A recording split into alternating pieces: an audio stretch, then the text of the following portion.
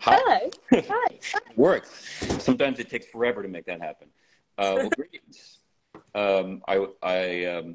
People will take a second to join, but so I may repeat myself, but I'll just start because this will live on my Instagram so people can find it later. But I'm super excited to talk with Dr. Mya-Rose Craig, who is a ornithologist and birder, and correct me if I'm wrong about any of this. The youngest person to ever get an honorary doctorate in ornithology ever, I think.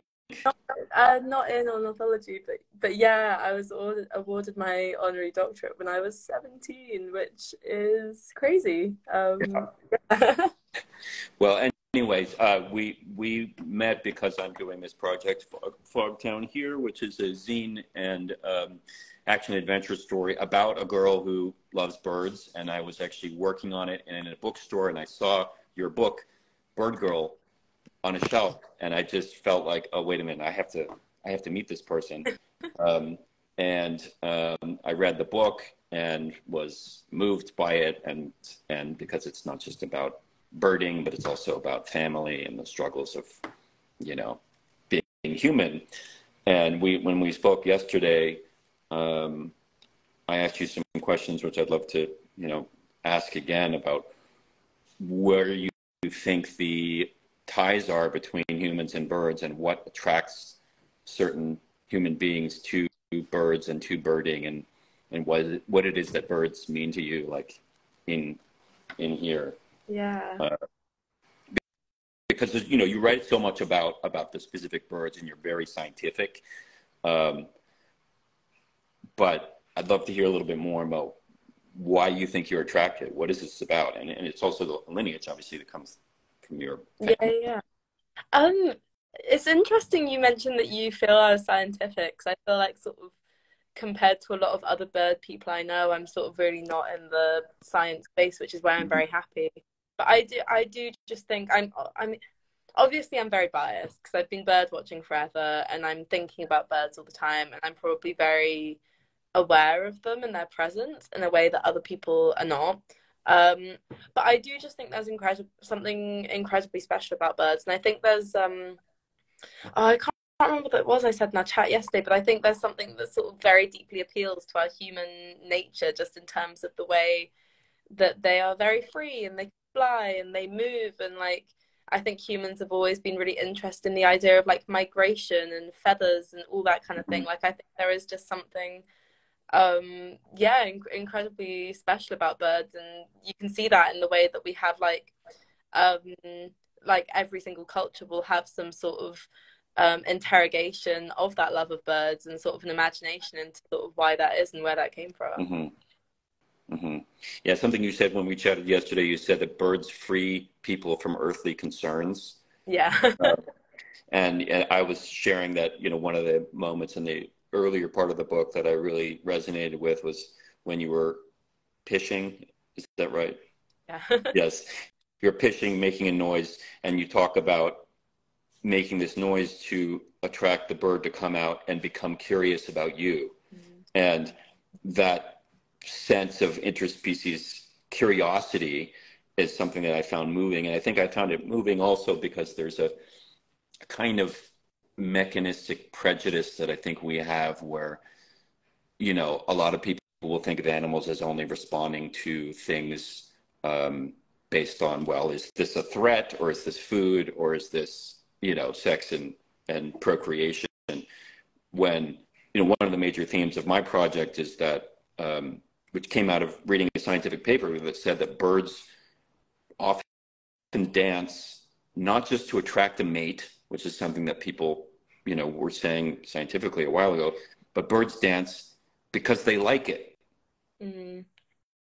And that, I mean, it's sort of an obvious thing to say, but that a No. lot of the way we think of the animal, of the, the natural world, the way people talk about it, there's this, people tweak it into somehow that everything's doing something for a result rather than for pleasure.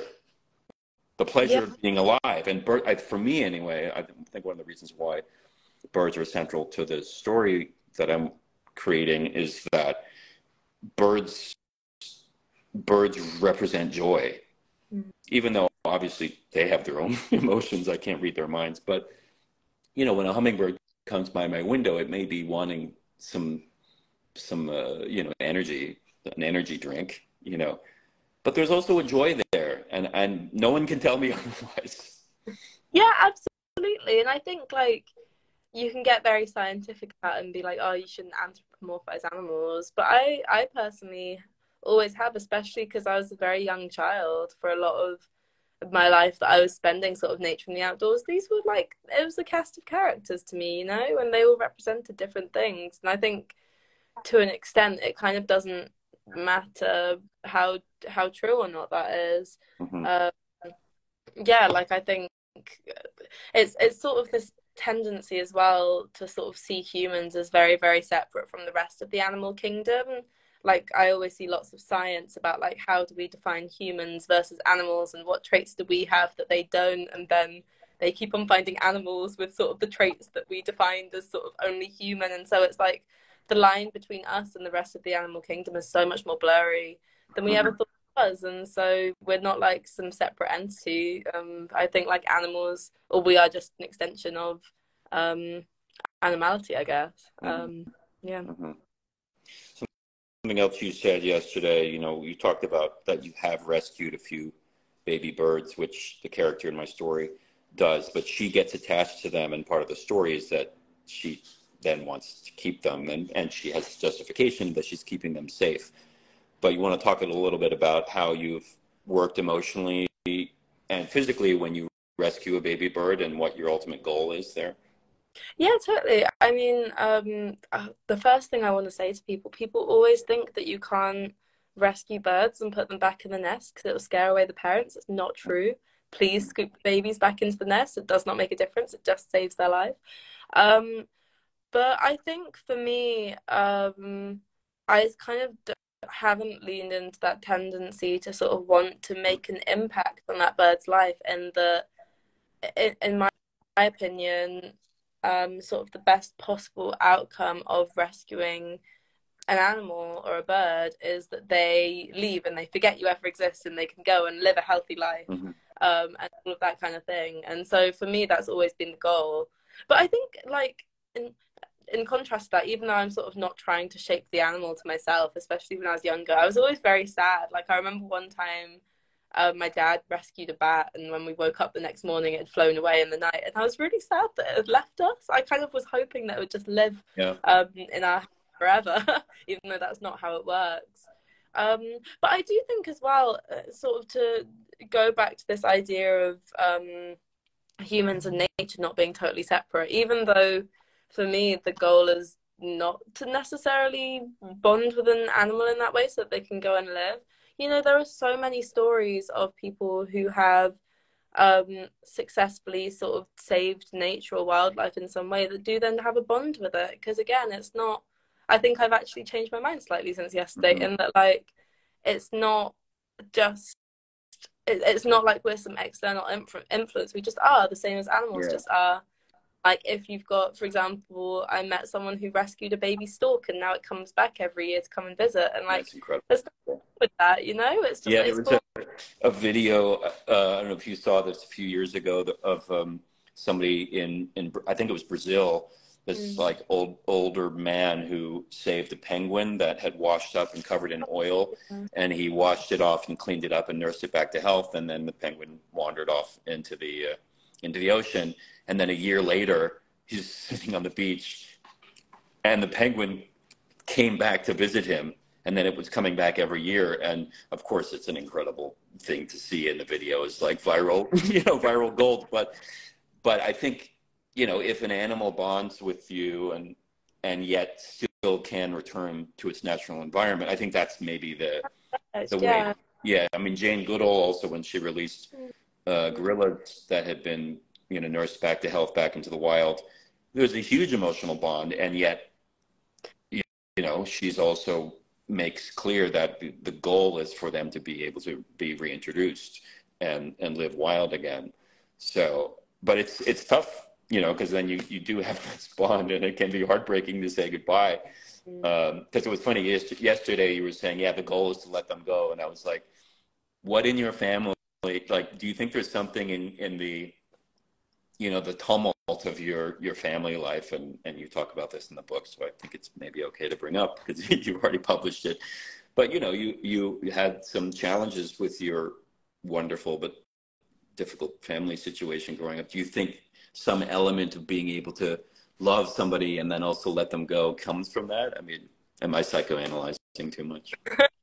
Um, I do definitely think, like, because people always ask me, like, oh, do you not want a pet bird or something like that? And for me, that has really never appealed. In that, like, I think part of the reason that I love birds is how free they are. Like, you know, like I was talking about yesterday, sort of the fact that they can just fly away and just go wherever they want and all that kind of thing. Like, I think that definitely has always appealed to me.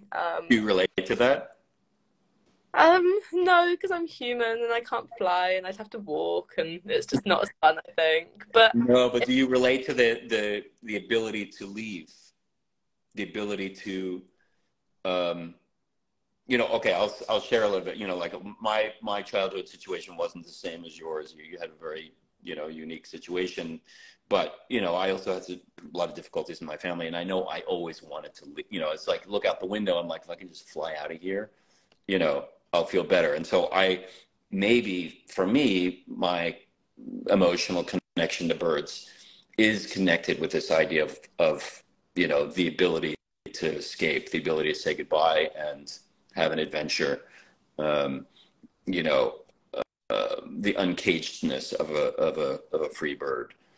That's something you yeah, relate to at all? I mean, definitely to an extent, in that, like, you know, the literal, like, what's the word, structure of the book is literally like once a year, me and my family running away somewhere, and not coming back until we have to, you know, and there is definitely like a form of escapism in that, as there is, I think, to an extent with any hobby or any form of travel. Yeah, it was essentially our annual migration, away and back towards the UK. Mm-hmm. Could you share a little bit about what you learned in making We Have a Dream, which was your first, right? You said, I think it came out first book, Uh, um, um, and interviews with 30 Indigenous activists and people of color who are environmentalists, and what you learned from them, and maybe how that integrates with your own experience as a person of color in the naturalist world. Yeah, totally. So I wrote We Have a Dream during sort of the first part of the pandemic, and it was almost I was doing all of these Zoom interviews, and it was a very strange experience. But I wrote it because, as someone who existed in the climate change sphere, it was the strong feeling that I was getting was it was just a small handful of white Western activists who were, um, essentially being platformed over and over again. And I sort of knew from, sort of conversations that I had had just how important, um, I suppose, alternate perspectives in terms of climate change are. So in particular, sort of the fact that Indigenous people, for example, are on the front lines in terms of climate change and environmental issues, and yet over and over again are sidelined in terms of the global conversation and even like big UN conference, things like that. And so I wanted to write We Have a Dream to sort of platform these various activists, and I suppose kind of go like look at all the amazing people out there who are doing amazing things. And I wrote it specifically to be kid friendly just because I very strongly feel that hope is very radical and very, very important. I think that hope is going to be critical in terms of dealing with the climate crisis. And I do believe that sort of kids seeing other kids who are out there doing stuff is really helpful in that. Mm. Yeah, no, I basically wrote it to try and be more representative of all of the amazing work that's already happening within, the environmental sphere. Mm-hmm. And have you felt that you've encountered, I mean, your experience, you talk about race within your own life as creating challenges, you know, do you want to share a little bit about what you experienced or what your mom experienced in that world? Because, you know, you're platforming, but you're also platforming yourself as part of that community, you know? Yeah, I mean, obviously, especially growing up, sort of, which is like 2000s, um, environmentalism or even enjoying nature was like a white people thing, in particular, like a white middle class thing. And you know, me and my family, we never saw anyone who looked like us out in nature, and it's sort of even talking to other people on my Asian part of the family, it was always like, why would you want to go bird watching? That is a white people thing. And sort of the period that I got into climate change activism and things like that, it was sort of pre Greta Thunberg, pre Youth Strikes for Climate, and it was still like very scientific and very nerdy, basically. So it was sort of very much aligned with like bird watching and things like that still. So it's also like, why would you want to do climate change stuff? That's so like nerdy. That's a white people thing. And you know, I think to an extent, environmentalism was not the most friend. Like it wasn't terrible, but it wasn't the most friendly of spaces. I definitely like, as sort of a young brown woman, encountered a lot more flack than any of like my white male peers, and like there was racism and stuff. And I think it was just such a weird space because it was very liberal. It was sort of, everyone was sort of, you know, vegetarian and environmental and rode their bike, and no one wanted to consider the fact that they may be complicit in racism in some shape or form. Again, this is like way pre conversations about systemic racism and, you know, all of that kind of thing. And so it was all also sort of this quite exclusionary space where people would not acknowledge that there was any issue or anything going on. And I do just think, you know, I set up my charity Black Nature like 7 or 8 years ago now, and that, you know, there has been such a big shift in the last probably 5 or 6 years. Like things have changed a lot, actually.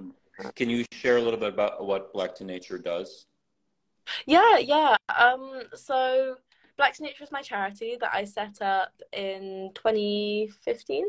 There are links. I tried to set one up on this call, but you need to register, I guess, with Yeah, Instagram to be. But your page has a link, so everyone yeah, go donate. like at official Black to Nature if anyone's interested in checking it out. And I set it up basically to work with like kids and teenagers of color, to take them out into nature, into the countryside, because in the UK at least, that is a space that's always been basically reserved to the white middle class. It's not something that anyone else does.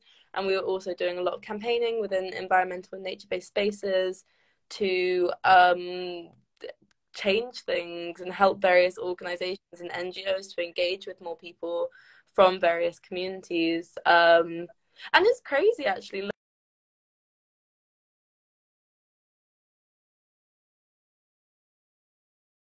Sort of camp system. Like I found out that in the US there's kind of like camps for every hobby under the sun in like over the summer, and I was like, why don't we have any nature camps? I wish I could do that. Anyway, yeah, you know, it started off working with just like a handful of kids, and we have worked with like hundreds of kids and teenagers now. It is like a really, really special project to me, actually. Yeah, because obviously, you know, in terms of building a movement, part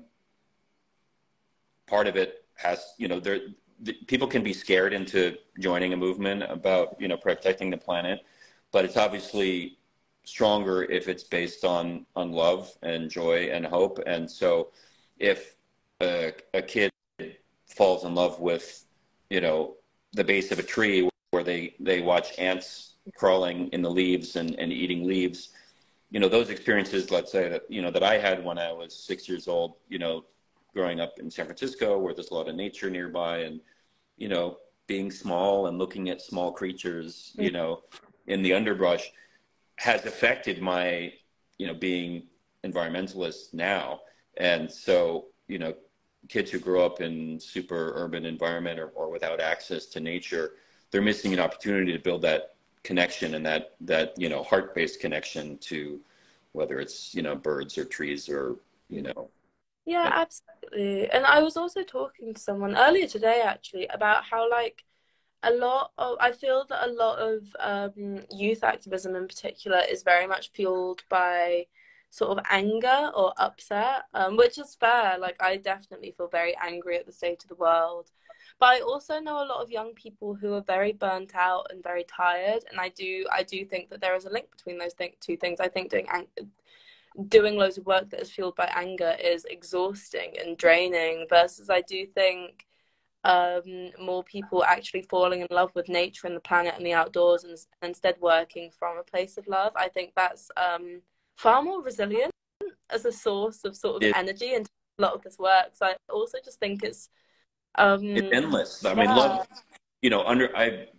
some of the spiritual teachers I've worked with say, anger is useful. You said it can be a great driver, but something that the main character, the bird girl in my story goes through. She goes from anger, and then underneath the anger, she has to go to the grief that's there. And it's because people, looking at what we're doing to the planet, if you love nature and if you love our own survival, you've got to go through a period of grief. And grief is a lot harder than anger.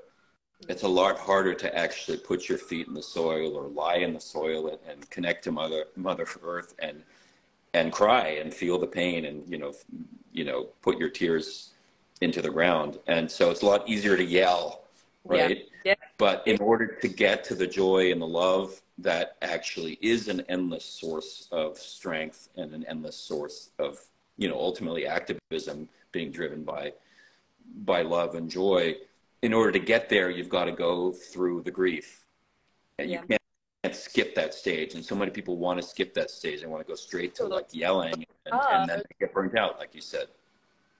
Yeah, no, 100%. Strongly agree. I think sort of building more resilient systems in general, actually, in terms of sort of campaigning and activism, is so important.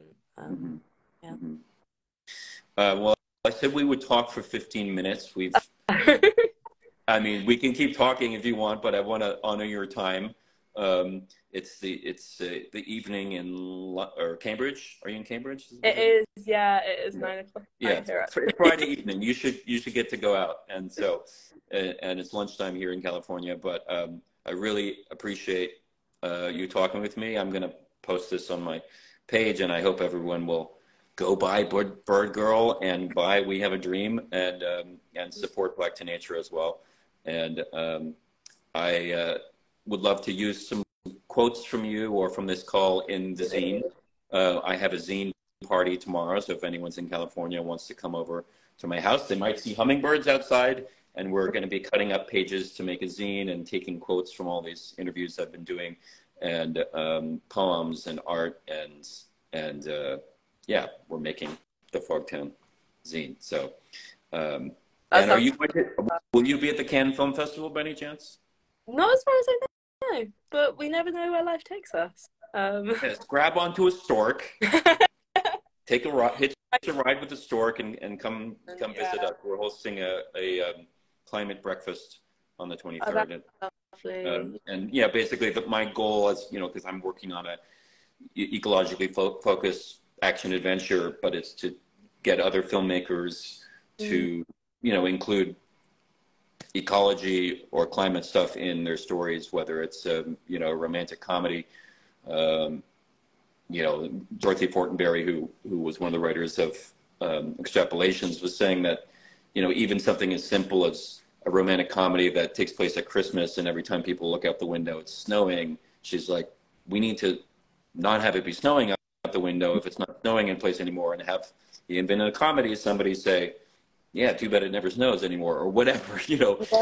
Storytellers need to infuse it, whether it's like at the core of the story, like, for Fogtown, or whether it's not at the core. We need to acknowledge it in the way we make TV, so that people can wake up. Commonality in all of our lived experiences, and it's just not reflected in our media because it's sort of seen as too overbearing. I agree. I think that's so important. Yeah. But yeah, no, thank you so much for the chat as well. I've really enjoyed your questions. It's been really fun. Yes. Well, I'm going to send you a clip from the Fogtown test that I shot in a favela in Rio de Janeiro that is all about birds.